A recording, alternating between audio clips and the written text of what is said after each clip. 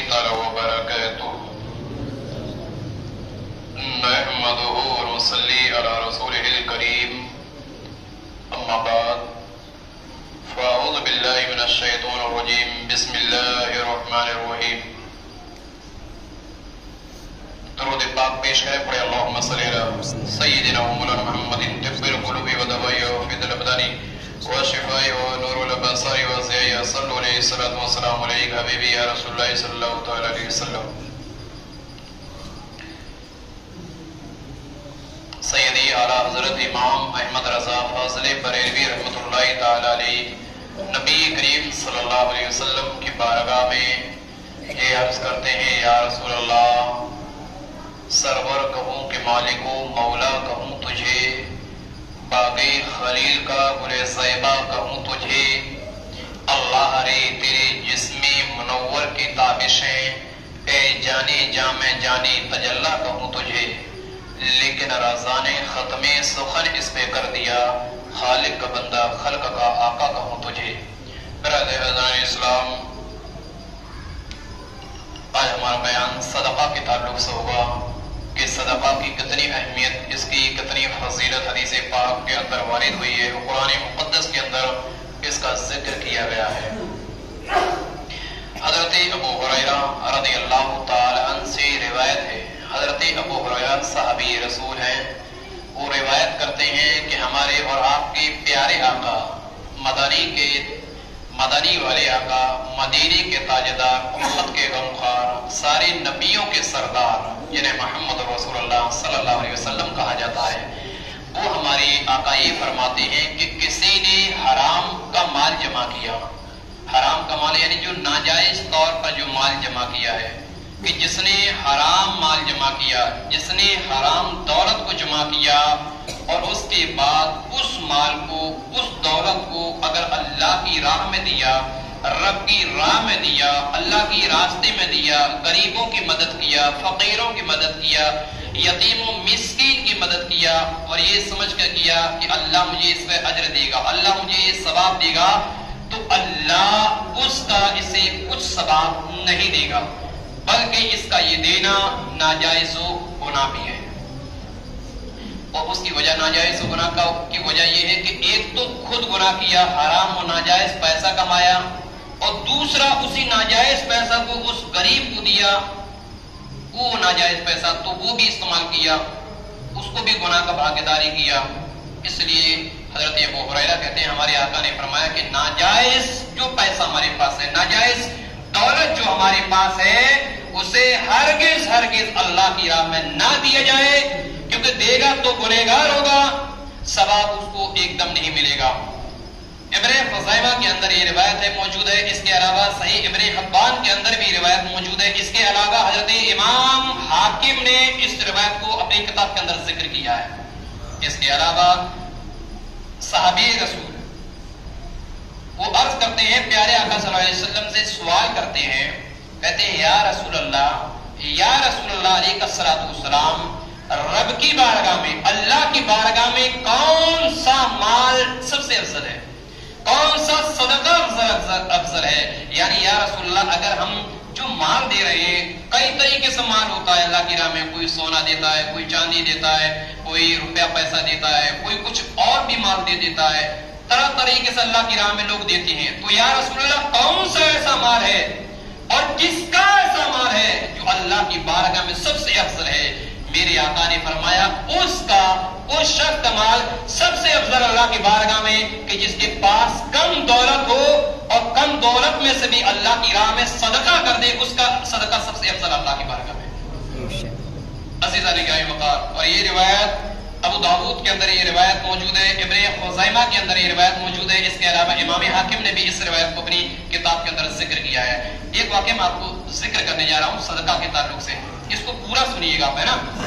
دیکھو ابھی تقریر کے تعلق سے تو میں اتنا ہی کہہ دیتا ہوں، بھائی غور سے سنیے گا، لیکن اس واقعہ جو میں سنانے جا رہا ہوں اس کو بہت آپ کو غور سے سننا ہے۔ اگر دل سے سن لو گے تو یقین جانو آپ کا دل، آنکھوں سے آنسو نکلے یا نہیں لیکن دل ضرور روئے گا۔ بہت اہم واقعہ، بہت اہم، لیکن غور سے سنیں گے، چلائیں گے نہیں، ہے نا؟ حضرت حضرت عبداللہ بن مبارک رضی اللہ تعالی عنہ ایک مشہور بزرگ ہیں. حضرت عبداللہ بن مبارک ایک مشہور بزرگ ہیں. یہ سمجھ لیجیے کہ حج کے لیے مدینہ مکہ یعنی حرمین تشریف لے گئے حج کا فریضہ انجام دینے کے لیے. وہ بھی دے دیا انہوں نے, حج کا فریضہ انجام دے دیا اور حرم شریف میں بیٹھ گئے. جب حضرت عبداللہ بن مبارک حرم میں بیٹھتے ہیں تو ان کو نیند لگ جاتی ہے, آنکھیں لگ جاتی ہیں اور عبداللہ بن مبارک سو جاتے ہیں. جب سوتے ہیں حضرت عبداللہ بن مبارک تو خواب دیکھتے ہیں کہ دو فرشتے آتے ہیں, آسمان سے دو فرشتے اترتے ہیں اور دو فرشتے آپس میں گفتگو کرتے ہیں, آپس میں بات چیت کرتے ہیں. تو ایک فرشتے نے دوسرے فرشتے سے پوچھا کہ اس سال کتنے لوگ حج کرنے کے لیے آئے ہیں, اس سال کتنے لوگ حج کرنے کے لیے آئے ہیں. تو دوسرے فرشتے نے کہا ان سال 6 لاکھ لوگ حج کرنے کے لیے آئے. ان سال کتنے لوگ حج کرنے کے لیے آئے؟ تو دوسرے فرشتے نے کہا 6 لاکھ لوگ حج کرنے کے لیے آئے. بولے اچھا. پھر دوسرے فرشتے نے کہا یہ بتاؤ کہ 6 لاکھ جو حج کرنے آئے ہیں ان میں سے کتنے لوگوں کا حج اللہ کی بارگاہ میں قبول ہو گیا ہے؟ اللہ اکبر. تو دوسرے فرشتے نے کہا 6 لاکھ لوگ حج کے لیے آئے ہیں, ان میں سے ایک بھی شخص کا حج قبول نہیں ہوا. 6 لاکھ لوگ حج کے لیے گئے, ان میں سے ایک کا بھی حج قبول نہیں ہوا. حضرت عبداللہ بن مبارک سوچنے لگے, بے قرار ہو گئے, بے چین ہو گئے کہ 6 لاکھ لوگوں نے حج کیا اللہ کی بارگاہ میں, 6 لاکھ لوگوں نے, اور ان میں سے ایک کا بھی حج قبول نہیں. تھوڑی دیر کیا گزری کہ ایک فرشتہ پھر دوسرے فرشتے سے کہتا ہے کہ دمشق کے اندر ایک شخص ایسا ہے جو جوتے کی سلائی کا کام کرتا ہے, جو جوتے کا کام کرتا ہے, اس کا حج اللہ کی بارگاہ میں قبول ہو چکا ہے. اس نے حج نہیں کیا ہے لیکن رب کی بارگاہ میں اس کا حج مقبول ہو گیا ہے, اور اسی شخص کی وجہ سے 6 لاکھ لوگوں کا حج اللہ نے اپنی بارگاہ میں قبول کر لیا ہے. سبحان اللہ. حضرت عبداللہ بن مبارک سوچنے لگے کہ ایسا کون سا قیمتی شخص ہے, ایسا کون سا نیک آدمی ہے کہ جس کی وجہ سے اس نے ایک تو حج نہیں کیا, اس کا حج بھی قبول, دوسری وجہ یہ کہ 6 لاکھ لوگوں کا حج قبول نہیں لیکن اس کی وجہ سے حج بھی قبول. تو اس سے تو ملنا چاہیے. حضرت عبداللہ بن مبارک نے پورا سامان تیار کیا اور دمشق نکل گئے. بہرحال پوچھتے پوچھتے پوچھتے پوچھتے اس شخص کے گھر پہنچ گئے. جب حضرت عبداللہ بن مبارک اس کے گھر پہنچتے ہیں, سلام دعا ہوتی ہے. سلام دعا کے بعد یہ ہوتا ہے کہ حضرت عبداللہ بن مبارک نے یہ کہا کہ اے شخص, آخرکار تم کون سی نیکی کرتے ہو؟ پورا اپنا کیا ہوا؟ انہوں نے حضرت عبداللہ بن مبارک نے اپنا پورا خواب بیان کر دیا, پورا خواب. بولے اب یہ بتاؤ کہ تم کون سی نیکی کرتے ہو کہ جس کی وجہ سے رب کی بارگاہ میں تمہارا اتنا مقام ہے, اللہ کی بارگاہ میں تمہیں اتنا پسند کیا جاتا ہے, کون سی نیکی کرتے ہو؟ آخرکار میں اتنی دور سے سفر صرف اس لیے کر آیا ہوں کہ تم سے وہ نیکی میں معلوم کر لوں. تاریخ یہ کہتی ہے, اتہاس یہ بتاتا ہے, انہوں نے کہا کہ میں بس یہ کہا کہ تمہاری وجہ سے اللہ نے اتنے لوگوں کو حج قبول کر لیا ہے, آخرکار کون سی نیکی کرتے ہو تم؟ تاریخ کہتی ہے کہ وہ شخص بے ہوش ہو کر گر پڑے جن کا نام تھا علی بن الموافق. علی بن الموافق جن کا نام تھا, وہ بے ہوش ہو کر گر پڑے. تھوڑی دیر بعد ہوش آیا. بولے مجھے بتاؤ, میں نے اتنی دور کا سفر صرف اس لیے کیا تو اپنی نیکی ظاہر کروں. انہوں نے کہا کہ میرے پاس کوئی نیکی نہیں ہے, میں نے کوئی نیک کام نہیں کیا ہے. بولے پھر بھی आपका मकाम रब की बारगाह में कैसे आला हुआ है, वो बता दें। बोले मुझे नहीं पता, बस मैं एक नेकी अपनी बता सकता हूँ। बोले हाँ वो बताएं। बोले 30 साल हो गए मुझे जूते सिलते सिलते, 30 साल से जायद हो गए, और मेरी ख्वाहिश ये थी कि मैं हज करूं, मेरी ख्वाहिश ये थी मैं रब का घर देखूं, मेरी ख्वाहिश ये थी देखी कि मैं अपने प्यारे आका का प्यारा प्यारा गुंबद देखूं, मैं सरकार का रौजा देखूं। तारीख ये कहती है फिर उन्होंने कहा फिर क्या हुआ? बोले फिर ऐसा वक्त आता है कि मैंने 30 साल से रुपया थोड़ा थोड़ा पैसा मैं जमा किया, थोड़ा थोड़ा पैसा जमा किया। जब मैं थोड़ा थोड़ा पैसा जमा कर लिया तो एक दिन मैंने ये सोच लिया कि अब मैं हज के लिए जाऊंगा, अब मैं अल्लाह का प्यारा घर देखूंगा, अब मैं रसूल अल्लाह के गुंबद की ज़ियारत करूंगा, अब मैं खाने काबा मदीने मुनव्वरा देखूंगा। अल्लाह अकबर। वो ये कहते हैं मैं दूसरे दिन हज करने के लिए जा रहा था, हज करने के लिए जाता, लेकिन एक दिन पहले यानी सुबह हज करने के लिए जाता तो एक दिन पहले ही मुझे ये खबर हो गई कि मेरी बीवी पेट से है, मेरी बीवी हमल से है, और उसको गोश्त खाने की ख्वाहिश जाहिर हुई। उसे ये ख्वाहिश हुई कि मुझे कोई गोश्त खिला दे। अल्लाह अकबर। उनकी बीवी ये कहती है कि पड़ोस से गोश्त की खुशबू आ रही थी, पड़ोस से गोश्त की खुशबू आ रही थी। तो मैंने ये सोचा कि अपने शौहर को बोल दूं कि यहाँ से गोश्त लेकर आ जाए। अब वो जब जाते हैं काबुल, भाई हो ये कौन सा बेटा, मैं समझ में नहीं आता। अगर चलो बैल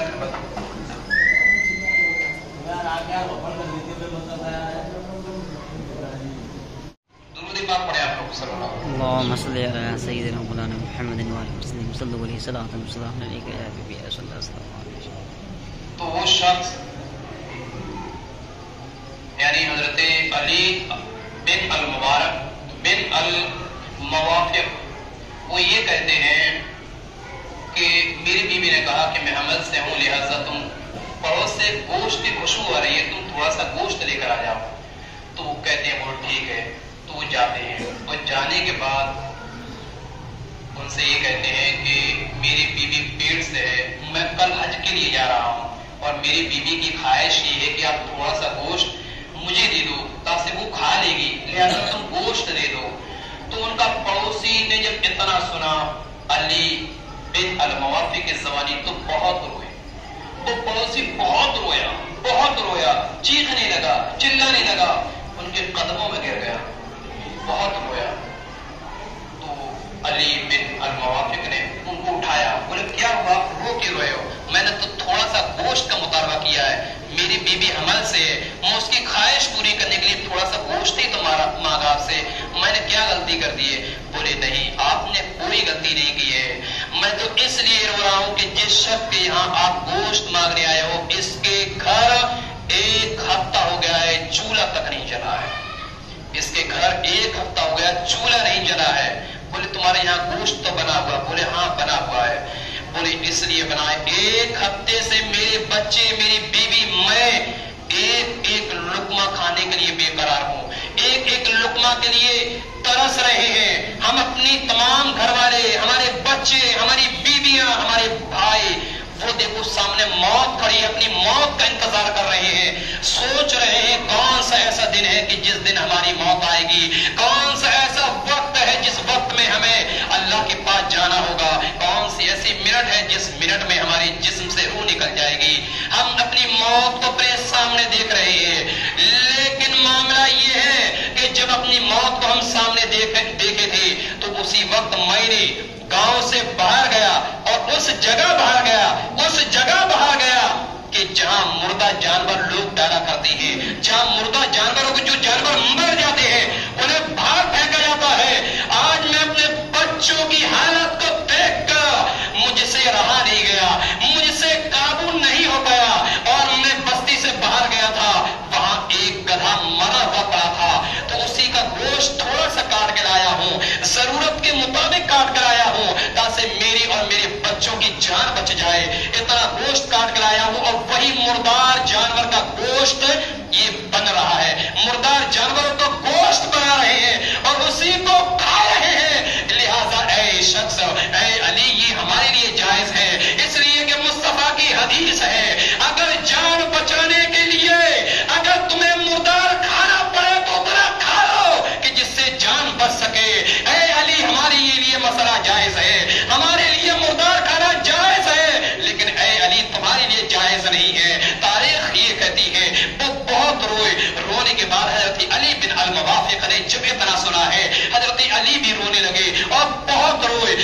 روتے روتے اپنے گھر جاتے ہیں، اور گھر جانے کے بعد جو 30 سال سے جنہوں نے جوتا سلے تھے، جنہوں نے جوتا کی صفائی کی تھی، اور جو مال و دولت حج کے لیے انہوں نے جمع کیا تھا، وہ ساری رقم کو اٹھا کر انہیں کو پیش کر دی اور کہا خود بھی کھاؤ اور اپنے بچوں کو بھی کھلاؤ۔ تاریخ یہ کہتی ہے، اتہاس یہ بتاتا ہے، پھر وہ حضرت علی بن الموافق یہ کہتے ہیں کہ بس یہی نیکی اللہ کی بارگاہ میں میری قبول ہے، اس کے علاوہ میں نے کوئی نیکی اللہ کی بارگاہ میں نہیں کی ہے۔ اے امت مسلمین، یا معاشر المسلمین، اندازہ کرو کہ ابھی حضرت علی بن الموافق نے حج بھی نہیں کیا ہے، لیکن ان کا حج ایسا مقبول ہوا رب کی بارگاہ میں، ایسا مقبول ہوا کہ 6 لاکھ لوگوں کا حج بھی نہیں ہوا، بلکہ صدقے میں اس کا بھی حج اللہ نے قبول فرما دیا۔ اس نصیحت سے ہم نے کیا سمجھا، اس واقعہ سے ہم نے کیا کیا؟ تذکرۃ الاولیاء کے اندر یہ پورا واقعہ موجود ہے۔ اس سے ہم نے یہ سیکھا کہ اگر ہماری پڑوس میں کوئی غریب ہے، ہمارے پڑوس میں کوئی پریشان ہے، ہمارے پڑوس میں کوئی یتیم و غریب ہے، تو آپ اس کی مدد کریں۔ اگر ہو سکتا ہے کہ آپ کے پاس بھی زیادہ مال و دولت نہ ہو، لیکن اتنا ہو کہ جس سے آپ کے پڑوس کی امیدیں پوری ہو جائے، جس سے وہ کھانا کھا سکے، تو یہ سمجھ لیجیے کہ آپ جو اللہ کے لیے دے رہے ہو، آپ غریب کے لیے جو دے رہے ہو، یہ آپ اس پر کوئی احسان نہیں کر رہے ہو، آپ کا کوئی احسان نہیں، ارے یہ تو رب کا احسان آپ کے اوپر ہے کہ اللہ نے آپ کو اس لائق بنایا کہ آپ کسی کی مدد کر سکیں۔ آج لوگ مسجدوں میں پیسہ دے دیتے ہیں، مدرسے کے لیے پیسہ دے دیتے ہیں، غریبوں کی مدد کر دیتے ہیں، یتیموں کی مدد کرتے ہیں، کسی کا سہارا بن جاتے ہیں، بیواؤں کا سہارا بن جاتے ہیں، یتیموں کا سہارا بن جاتے ہیں، تو لوگ کہتے ہیں کہ ہم نے بہت بڑا احسان کر دیا ہے، ہمارا اعلان کر دیجیے، ہم نے مسجد کے لیے اتنا وقت دے دیا ہے، ہم نے مدرسے میں اتنا پیسہ دے دیا، ہم نے غریبوں کی مدد کر دی ہے۔ اے امت مسلمین، یہ تمہارا خیال نہیں ہے، ارے یہ تو غیروں کا خیال ہے، یہ تو امریکہ کی ناجائز اولادوں کا خیال ہے، یہ تو یہود و نصارے کی ایک ناپاک سوچ ہے جو ہم نے اپنے سینوں میں بسا لی ہے، جو ہم نے اپنے دماغوں میں بٹھا لی ہے۔ بلکہ رسول کا تو پیغام یہ ہے کہ میرے امتیوں، اگر تم صدقہ کرتے ہو، اگر تم اللہ کی راہ کے لیے دیتے ہو، رب کی رضا کے لیے دیتے ہو، تو سیدھے ہاتھ سے دو، تو ڈیرے کو خبر نہ ہو۔ یہی امت مسلمین کا پیغام، یہی ایک ہمارا اور آپ کا پیغام ہے۔ ہم رسول اللہ صلی اللہ علیہ وسلم کے ماننے والے ہیں، ہم رسول اللہ صلی اللہ علیہ وسلم کے امتی ہیں، اور جب امتی ہے تو امتی ہونے کا فرض نبھائیے اور صحیح طریقے سے نبھائیے۔ آپ صدقہ دیا کریں تو احسان مت جتایا کریں، مسجد کے لیے وقت دیا کریں تو احسان مت جتایا کریں، مدرسے کے لیے روپے دیا کریں تو احسان مت جتایا کریں، غریبوں کو مدد کریں تو احسان مت جتاؤ، بلکہ پیسہ دو، مدد کرو تو اس طرح تک مدد کرو کہ کسی کو خبر نہ ہو۔ اگر خبر ہی ہو گئی تو وہ مدد کیسی، خبر ہی ہو گئی تو مدد کیسی؟ عزیزان